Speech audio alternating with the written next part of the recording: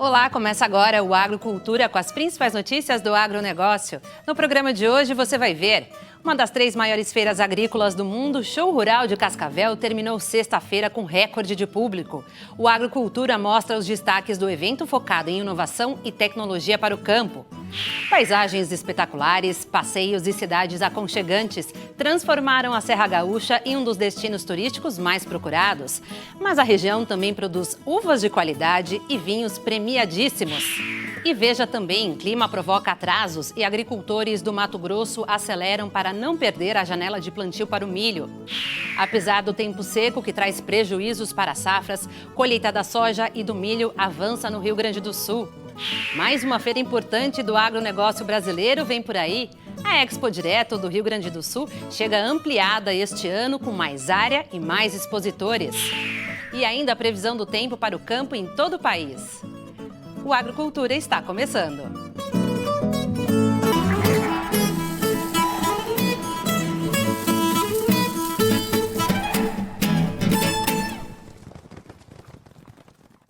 Uma semana de inovação e tecnologias para o campo no Show Rural de Cascavel, um dos maiores eventos agropecuários do mundo que terminou na sexta-feira. Veja os destaques na reportagem da nossa parceira KTVE do Paraná. Os olhos se voltaram para Cascavel, região oeste do Paraná, onde aconteceu o Show Rural Copavel, a maior feira voltada ao agro da América Latina. Caravanas de vários lugares do Brasil e de outros países lotaram o Parque Tecnológico. Durante os 5 dias de evento, milhares de pessoas circularam por essas ruas. Todas as novidades da agricultura, novas cultivares, diversificação, manejo do solo, proteção de plantas, estavam aqui. E também da pecuária. Tudo sobre o bem-estar animal, a eficiência produtiva, genética e técnicas de manejo. Esse espaço, dedicado à pecuária, reuniu 600 exemplares de 23 raças de bovinos, ovinos e caprinos. Os animais chamaram a atenção dos visitantes. É uma máquina de carne, né? Isso aqui, o que você pensar, ele tem de bom, né? Ó, acabamento, frente, traseira, espaçamento de costela, né? Tem tudo, né? Um animal desse aqui, ele dá mais de 1000 quilos, né? Ao todo, 600 expositores dos mais diferentes setores ligados à cadeia do agronegócio apresentaram as inovações voltadas ao homem do campo. Cada ano temos mais tecnologias à disposição do mundo, né? Temos mais rapidez em desenvolver novas tecnologias pelo uso de novas ferramentas nos próprios laboratórios, à disposição dos cientistas, das pessoas que trabalham para isso.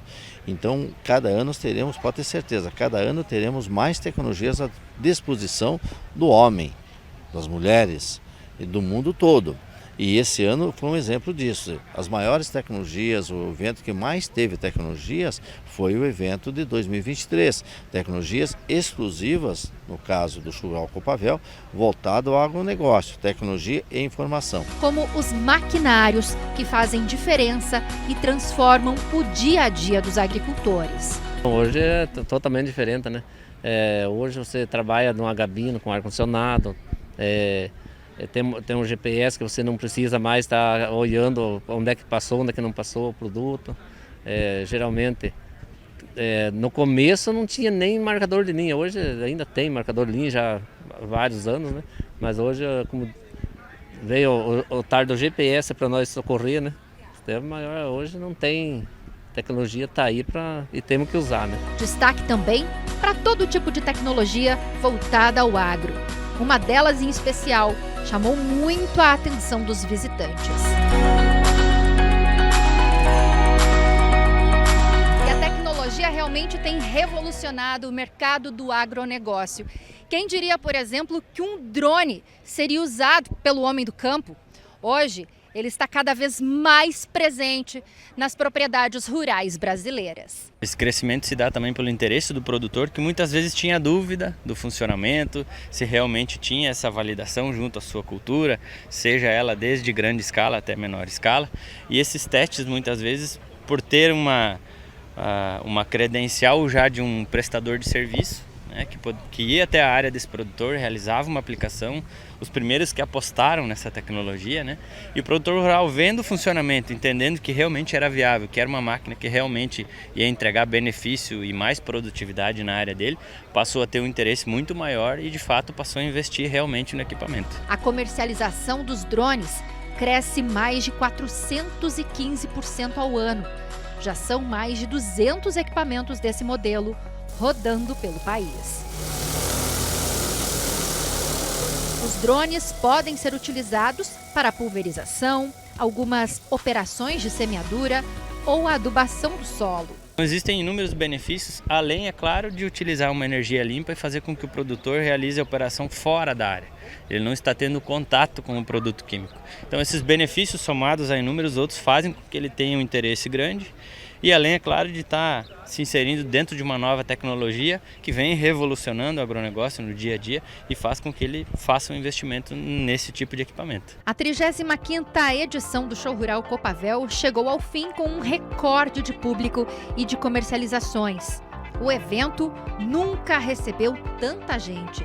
Mais de 384 mil pessoas visitaram o Parque Tecnológico, superando as expectativas da organização, que esperava receber 300 mil visitantes. E as negociações ultrapassaram 5 bilhões de reais. O esperado eram 3,5 bilhões. E todos esses resultados não são apenas números, mas a demonstração da força do agro, do oeste paranaense e do Brasil. A 36ª edição do Show Rural Copavel já tem data marcada. Será entre os dias 5 e 9 de fevereiro de 2024. Esses dois números demonstram o momento do agronegócio brasileiro, esse agronegócio que tende a crescer mais ainda. Ele precisa de novas tecnologias para continuar o seu crescimento, novas inovações. E esse ano também, na avaliação do Show Rural, nós temos que ver que aqui das 600 empresas expositoras que tiveram no Show Rural Copavel 2023, nós tivemos 100 empresas ligadas à tecnologia da informação, que a mesma tecnologia de informação que desenvolveu a indústria, o comércio e a prestação de serviço, agora veio muito forte para a produção de alimentos na área rural e também na cadeia toda da produção de alimentos. Então por isso que a gente fala, o café não é plantado no supermercado, o leite não é produto somente no mercado, e assim também são todos os alimentos, até o vestuário. E aí então a entrada da tecnologia de informação, desde a lavoura até a cadeia final, vai impulsionar novamente a questão de produção, produtividade, e vai ter um controle maior. Então cada ano você tem alguns elementos que auxiliam a produção. E por isso que a gente fala, o crescimento não temos como prever, nós temos que acompanhar o que tem de novidade para continuar no caminho do crescimento, nesse avião que decola e vai subindo. Veja a seguir no Agricultura. Agricultores do Mato Grosso aceleram para não perder a janela de plantio do milho. Colheita da soja e do milho avançam no Rio Grande do Sul, mas o tempo seco traz prejuízos. Nós voltamos já.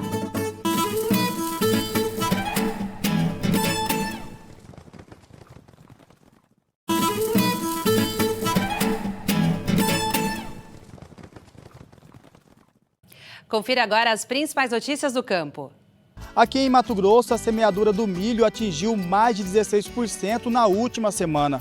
Os agricultores buscam acelerar as máquinas para garantir o plantio dentro da janela ideal, para diminuir os riscos e aumentar a produtividade. De acordo com o IMEA, Instituto Mato Grossense de Economia Agropecuária, devido ao atraso nos trabalhos, os agricultores têm apenas as últimas semanas de fevereiro para concluir o plantio. A semeadura de milho aqui no estado de Mato Grosso, ela começou a ganhar ritmo na última semana, mas por enquanto temos apenas 16% das áreas já semeadas até a última sexta-feira, dia 3 de fevereiro. Isso representa um atraso já em relação à média dos últimos 5 anos, em torno de 15 pontos percentuais, e chegando até um atraso de 25 pontos percentuais quando a gente compara com a semeadura do mesmo período da safra passada. E esse atraso ele vem acontecendo por conta dos excessos de chuvas e alta nebulosidade em grande parte das regiões produtoras, que está atrasando a colheita da soja, né, e consequentemente também impactando aí no período de semeadura das culturas de segunda safra. A colheita do milho já chegou a 35% no Rio Grande do Sul, mas o tempo seco e também o calor estão trazendo danos irregulares para todo o estado, não só para o cereal, mas também para o grão da soja. Segundo a Emater, no mesmo período do ciclo anterior, a colheita estava mais avançada, mas o cenário atual ainda supera a média histórica. A má notícia é que a produção de milho, que já foi quase totalmente semeado, está passando por acamamento e precisando ser colhido mais cedo. A estimativa inicial de produtividade se manteve em algumas regiões, mas deve cair entre perto de 10% e pouco mais de 50% em outras. No caso da soja, a Emater destaca que os últimos dias prejudicaram as lavouras de soja, que também estão com o plantio quase concluído. As chuvas concentradas nas regiões sul e leste do estado aliviaram um pouco, mas em outros locais os níveis ficaram abaixo ou insuficiente. Quase metade dos municípios gaúchos já decretou situação de emergência. De 235 decretos, 110 já foram homologados pela União.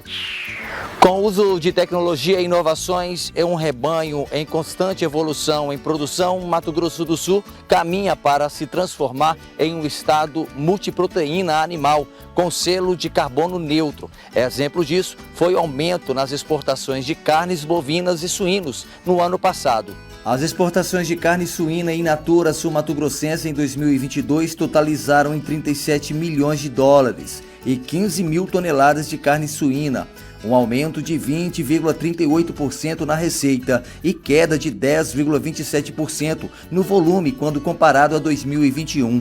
O principal destino da carne suína de Mato Grosso do Sul é Hong Kong. O país responde por 26,66% da receita. Veja agora outras notícias do campo. Mais uma feira importante no radar do agronegócio brasileiro. A Expo Direto do Rio Grande do Sul vem ampliada este ano.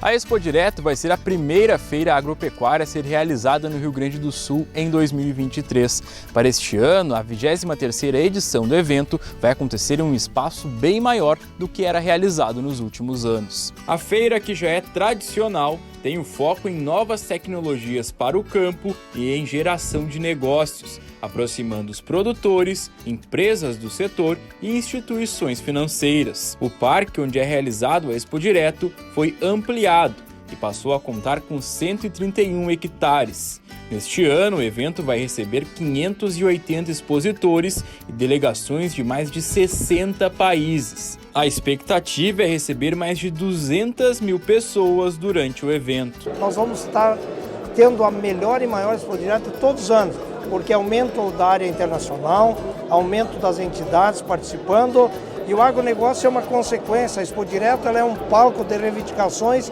para geração de renda, de emprego e aumento de produtividade. Esse é o grande objetivo da Expo Direto, e a feira desse ano com certeza vai consolidar tudo isso que se falou aqui no lançamento. No ano passado foram mais de 260 mil visitantes e quase 5 bilhões em negócios. A programação da feira inclui fóruns, audiências públicas e palestras voltadas a temas como soja, milho, leite, conservação do solo e da água. A edição de 2023 vai acontecer de 6 a 10 de março, no município de Nome Toque, que fica a cerca de 300 quilômetros de Porto Alegre. E agora vamos saber a previsão do tempo para o campo com Estael Cias, da Metsul Meteorologia, especialmente para o Agrocultura. Olá, você que nos acompanha nesta edição do Agrocultura. Nós temos uma grande notícia para trazer nesta edição, nesta semana, que é o fim do fenômeno climático Laninha. Os dados mais recentes desta última semana mostram que o Oceano Pacífico Equatorial já começa a ter um aquecimento, ou seja, o Laninha é o resfriamento do Oceano Pacífico Equatorial e as águas estão ficando mais quentes naquela região de monitoramento aqui do Oceano Pacífico, o que significa o enfraquecimento dessa condição de Laninha e que em poucos dias ou semanas deve chegar ao fim, ou seja, o oceano vai atingir a sua neutralidade climática com um padrão de temperatura para essa época do ano dentro do normal, dentro do esperado. Mas o que vem pela frente? Aqui a gente tem aquela projeção de probabilidade de termos neutralidade, Laninha e El Ninho. As barras em azul significa probabilidade de Laninha, as barras em cinza, probabilidade de neutralidade e em vermelho,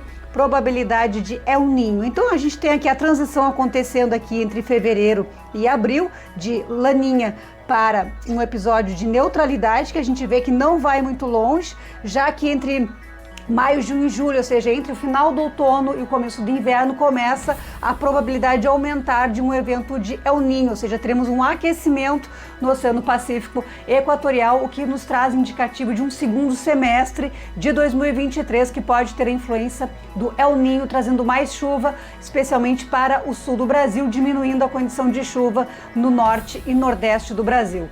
Nesta semana, a perspectiva é do canal primário de umidade da Amazônia se distribuir por todo o Brasil, e devemos ter então a chuva chegando aos estados do sul, especialmente a partir desta terça-feira. Começa depois de um período de muito calor, tem alerta para temporais, e a chuva mais volumosa nesta semana acontece entre o Paraná, São Paulo, sul de Minas Gerais, Mato Grosso do Sul e Mato Grosso. Vejam que o Nordeste segue com pouca chuva, e o setor norte do Brasil, por conta da zona de convergência intertropical, ainda pode ter volumes altos de precipitação. Então, para o sul do Brasil, a notícia é boa, volta a chover mais nesta semana, o que pode ajudar a amenizar a estiagem, especialmente no Rio Grande do Sul.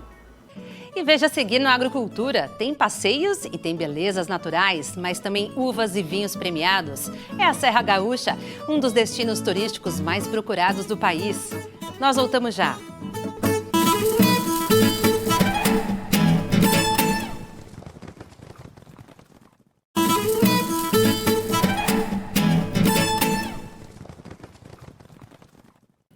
Agora o Agrocultura te leva para um passeio pela Serra Gaúcha. Nosso destino, Canela, cidade turística com inúmeras belezas naturais e uma produção de vinho premiadíssima.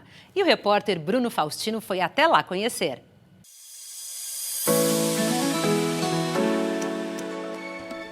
O visual é de tirar o fôlego. As belezas naturais chamam a atenção em Canela, na Serra Gaúcha. E é claro que muitas atrações turísticas exploram essa paisagem deslumbrante. Mas a cidade tem muito mais a oferecer, principalmente no interior. Os meses de janeiro, fevereiro e março são os ideais para visitar os parreirais na região sul do país, principalmente aqui no Rio Grande do Sul. E os parreirais, nesta época do ano, estão assim, ó, repletos de uva. É a época da vindima aqui no estado. É a época que a uva branca, a uva tinta, a rosé, começa a amadurecer e tem todo esse processo, né, de ganho de açúcar na uva. Na região aqui da Serra Gaúcha, né, foi trazido pelos imigrantes italianos, né, as uvas principalmente de mesa. Uvas Bordeaux, Isabel, Niágara, depois com os alemães, Agete também, né.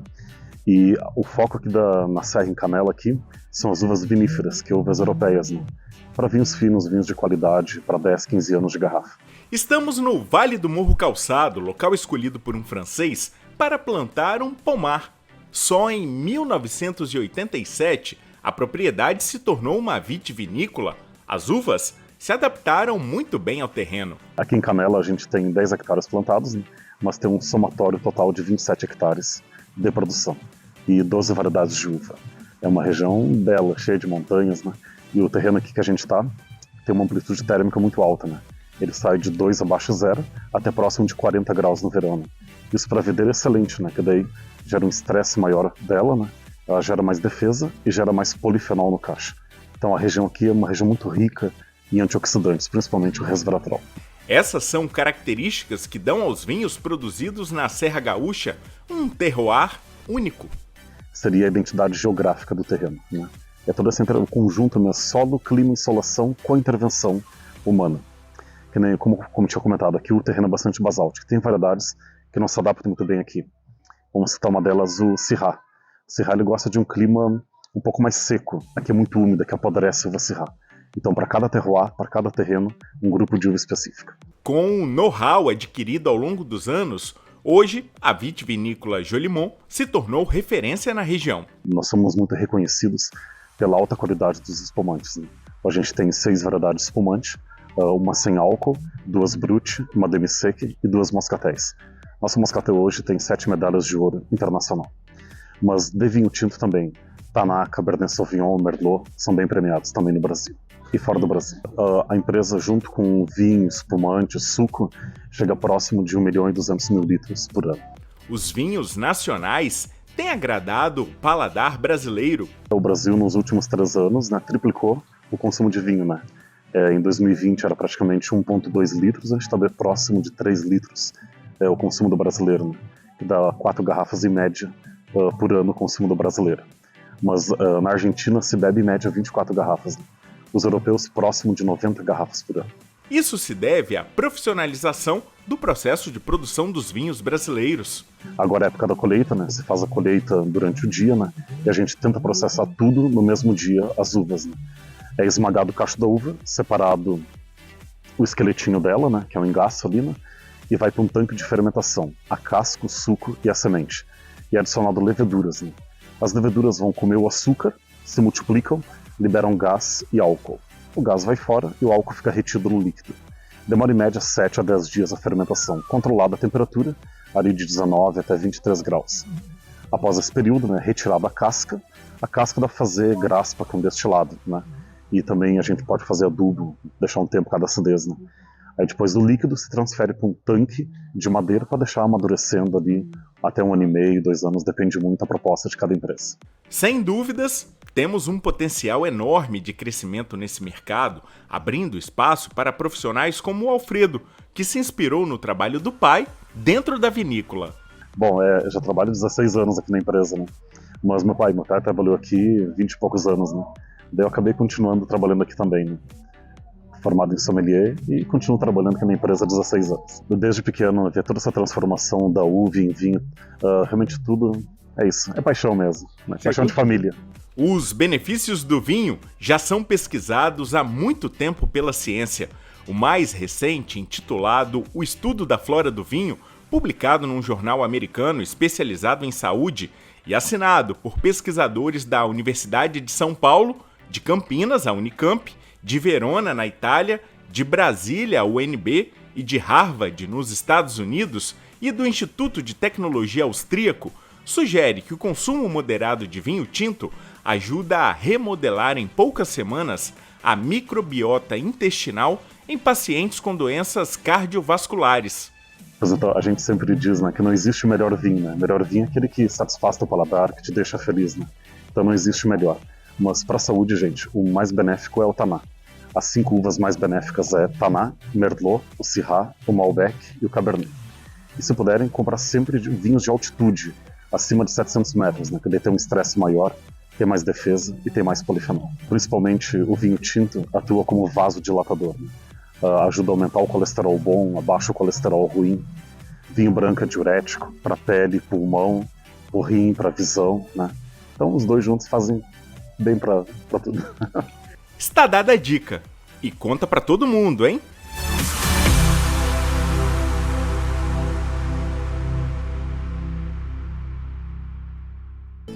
O Agrocultura de hoje termina aqui. Obrigada pela companhia e até o próximo domingo, às 10 horas da manhã.